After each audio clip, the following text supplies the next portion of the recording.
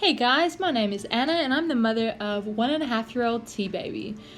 This past summer we went on a 1.5-month road trip and camping trip.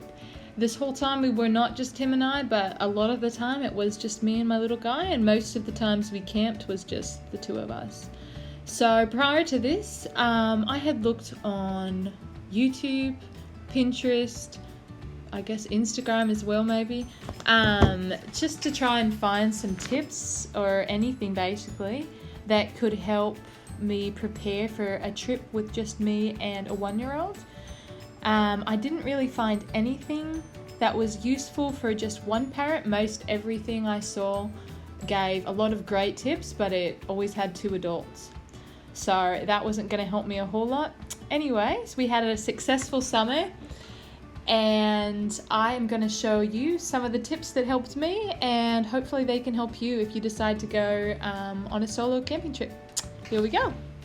So the first thing is a tent. I got the Coleman Carlsbad 8-person fast pitch dark room tent. It's a mouthful.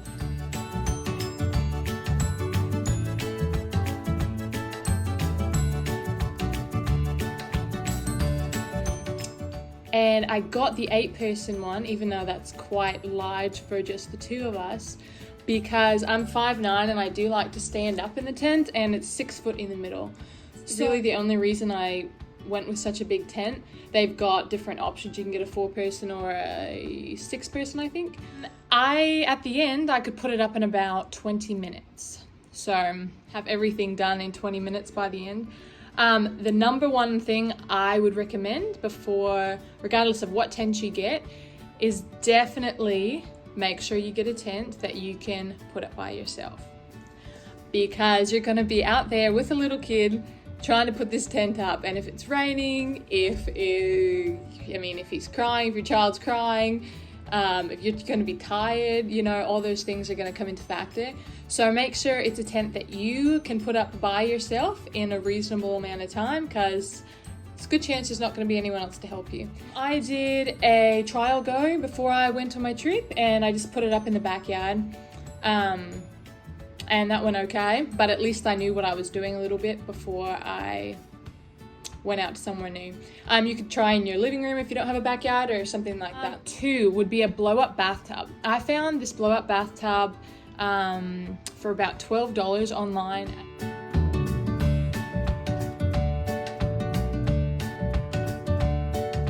And I bought it when my son was about 8 months old, and I've used it every day basically since then, and I decided to throw it in for my trip.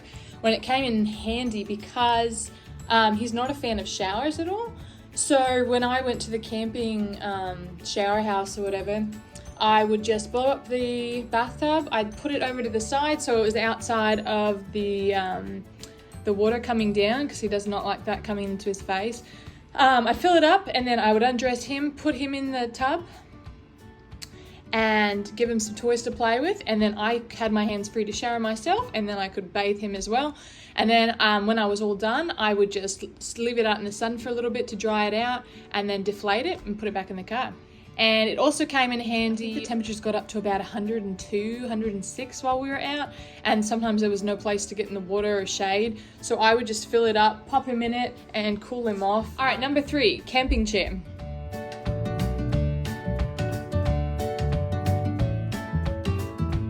So I bought this, I've actually got it right here. I got this little camping chair. See how it just goes right on the chair? I got this little camping chair when he was 8 months as well. I think it was about $25 from Walmart. It comes with a little tray you can pop on the top, so you can either put it on the ground or you can pop it on a chair like I have it now. And that came in handy a lot. So I would set it on the ground, pop him in it, put the tray on, give him some food, and then I had my hands free to do other things, or I could prep my own lunch or clean up or do whatever. So it all folds up and you can put it into a little carry case. Number 4 is your camping stove. I got the Coleman butane burner stove.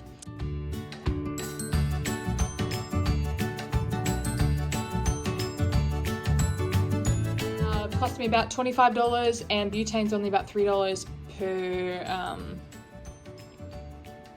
can of it, I guess is what you'd say. I was planning on doing a lot more fire cooking. I did a few times, but the majority of the time I used this burner, and it was extremely fast, easy to use, and I felt it was a little bit safer using with a toddler running around. All right, 6 is shower time. So for my toiletries, and I'll link this because it's very hard to describe. All right, number 5 is bedtimes. So whatever you do at home, I would highly recommend trying to implement most of those things on your trip, because you're already going to be getting a lot less sleep, and there's going to be noises, and it's going to be a lot lighter probably when you're trying to put your child to bed. I did have a sound machine because he used to go to sleep with a sound machine, but I left it at one of the places. I forgot it. So after that, we just didn't have a sound machine, and he still slept okay. But there was one particular campsite that was extremely noisy. We were there on the weekend, a lot of people partying. So I just put sounds from Spotify on my phone, and that helped a little bit. But if you read to your child, make sure you bring books, make sure to make it as comfy as possible, because you're not going to get a whole lot of sleep. So hopefully they get some sleep. Make for an easier time. All right, 6 is shower time. So for my toiletries, and I'll link this because it's very hard to describe.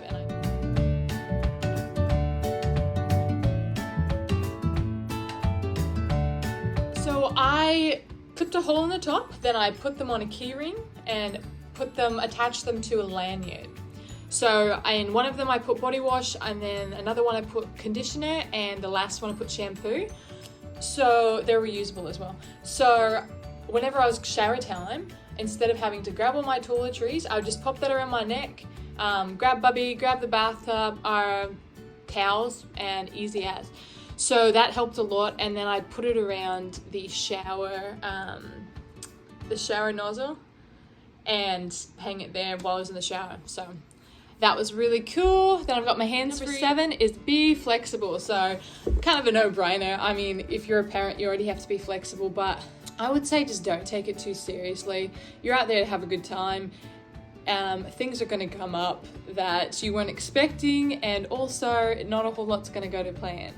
A lot of our plans fell through, but we did have a great time, and it makes for a bit of an adventure, even if they do fall through. So those are my 7 tips.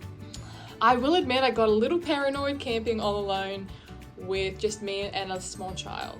So a few times, there's a lot of times that I just went to sleep. There was a few times though I was just like, oh, like this could kind of get bad sometimes. Probably won't get bad, but it could, I guess.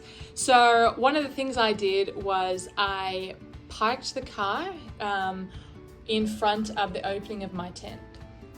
Not so close that I couldn't get out, but close enough that, I mean, there's a barrier in front of the opening. So if someone was trying to get in, it would make it a little bit harder. 2 is keep the car keys by your bed. Excuse me. I have this water bottle. It's like half a gallon water bottle. Just put my keys, attach them to my water bottle right by the bed so I knew where they were.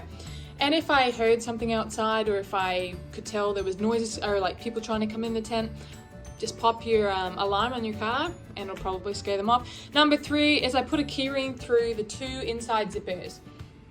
So yeah, there's always going to be the 2 zippers on the inside. Just pop a key ring through there. If someone tries to open it, they'll be attached, so they can't actually open the tent.